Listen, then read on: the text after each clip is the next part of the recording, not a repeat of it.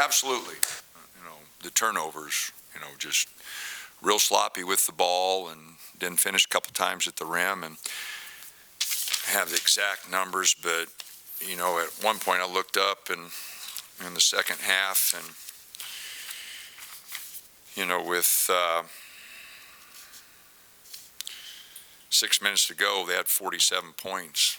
And so they scored 18 points in the last 6 minutes, and they scored 15, in the first 14 minutes. So that we were guarding, taking away easy baskets, and then we just let them go on a run. We turnovers and, should have taken it at the rim. Rivaldo a couple times should have taken it at the rim.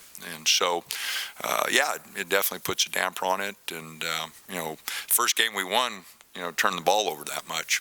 So that's a big concern. What did change at halftime defensively? The three we gave up on the inbounds play, was the only basket they scored for a long time. We just not ready to play and gave up a wide open three. But I thought our energy was good. We were flying around, knew where guys were. That definitely was where we got our separation. But again, you're up 17 with 8-9 minutes to go. You got to take care of the ball. Rigsby had a nice game. Is that the type of kind of scoring ability that you've been talking about when it comes to him? Well, we have seen some of that in practice, and you especially like Canada and before he got hurt. But then you take 5 weeks off with a high ankle sprain. You don't run. You don't get game shots. You don't practice. You're going to fall behind. And he's had some pretty good looks in the previous 3 games, but not like a light switch. You just don't come back and again, we do practice for a reason. And they are kind of important. So, he started practice around December 1st, or a little before that, right after we got back from the tournament in Portland. And so, he hasn't been going very long. Today's 14th. I would say, full go 2 weeks, so that's, pretty good turnaround considering that, he was out for 4 or 5. You mentioned good things happen when you get the ball down low to Dante. What do you think of the overall offense and just his ability to score and pass out of the post? Well, I thought he did a really good job. Just looking here, he had, 1 turnover, which was that travel, and I thought he got bumped pretty good on that. So I thought he fought the double teams really good. 1 turnover. I thought he fought it pretty good, for as much attention as he got. I think that's as poor as he shot it from the field, 5 for 10. We usually see him 60 to 70%, but I thought he did a good job.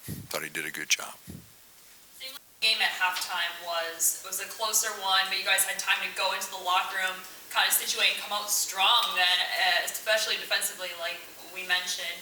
But just how do you make that kind of adjustment when you are letting up later in that second half, towards the end of the game, kind of letting them get back in it? How do you use that time that you had in the locker room, like while you're on the court? Well, the game, ebbs and flows of the game that you don't know how the guys will respond to. But I thought we had some opportunities to keep our foot on the gas there, and we just missed some shots. Waldo had some really good looks that he didn't hit, and Quincy at the rim. We just had some shots, but they were scoring every time. I'm gonna have to look at the film to see in that last 5-6 minutes, the number of possessions they had and how many scores they had. Because, like I said, the first 14, 15 minutes of the half, they get 15 points, and the last they get 17, 18 points. So they were just scoring at a lot higher rate. And with our turnovers and just some missed shots, they came back on us. Yeah, that was one of the smaller crowds here in a long, long time. And I know it's a Wednesday, midweek, students are home, but we're not in a cow town either. So what can be done to cultivate and draw more interest and get more life, because you talk about late in the game, I mean, crowd could be a factor. Oh, absolutely. It was a little dead in there tonight, and I don't know, James. I don't know what the answer is. The students do make a difference, but 4,700. I just did the radio, and they said, our guys are battling. Our record's not what we want it to be. I've been here a long time. They're tired of me. So.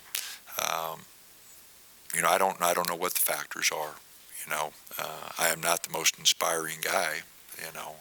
So I do understand that. But I got to worry about my team. I want them to do good. But no, I again appreciate the 4,700 that came. I appreciate the people who support us and stay with us. And I know our record's not what it should be or what we want it to be. We're just going to have to grind it out, and hopefully get some people back. You see what a big lift Brennan has given us. Getting one guy back. So Luke's gotten back and given us some good minutes. He was out for a long time. So, hopefully sooner than later, we get Jermaine back and Keyshawn and Nate, Ethan, who hadn't practiced at all. So, when they do come back, it's going to create problems, trying to work them in, because when you got a knee, a foot, you're not running, you're not shooting, you're not, so those, it's like Brennan's high ankle sprain. They just take longer. If it's a wrist or a hand, you can run the heck out of them and make them do defensive slides and keep them in basketball shape. But with feet and knees, it's a much harder and much longer recovery. And Brennan's fought it pretty good, but you see it's taken him a while to kind of get a feel. We've talked a lot about just the injuries, and that definitely is probably leading into what your record looks like right now, but how are the players that are healthy kind of handling it? How would you grade that? No, they're doing, like I said, Will's been phenomenal, getting the guys to play. And, we got 8 scholarship athletes, and we got 3 walk-ons who have done a great job for us in practice every day. I mean, if we wouldn't have those 3 guys, we couldn't even practice, and a couple other guys that we added, just to give us some more offensive reps. They get on the defense and help us out. So I got no complaints with the guys, what they're trying to give us, and especially, Will trying to lead us, Quincy's trying to help him, Dante's trying to help him. You got to fight adversity, and there are no excuses. No one cares, and there's no one feeling sorry for us. We got guys hurt, and so you just got to fight it, and every year's different. Sometimes we've had some injuries at the end of the season that have not helped us, some in the middle. You always, just know it's going to happen at some point in time. Quincy was in a car wreck. I get a text at, I was getting ready to come to the gym at 4:15, 4:30. He was in a car wreck, and I had to go pick him up. So we get to the arena at 5 o'clock, and nothing serious, but, it just, heck, it's one thing after another. They're college guys, and so, but when I got that text, I went, he didn't tell me if he was hurt or not. He just said he was in a car wreck, Don't like hearing that on game day. So, but anyway, those are just things we got to overcome. Those are things we got to overcome. And the guys that are playing are doing a good job. They're fighting it. And hopefully here, we just keep building, and we get those guys back, and we can work them in slowly and get a little better depth and have some more guard play that we desperately need. Last question? All righty.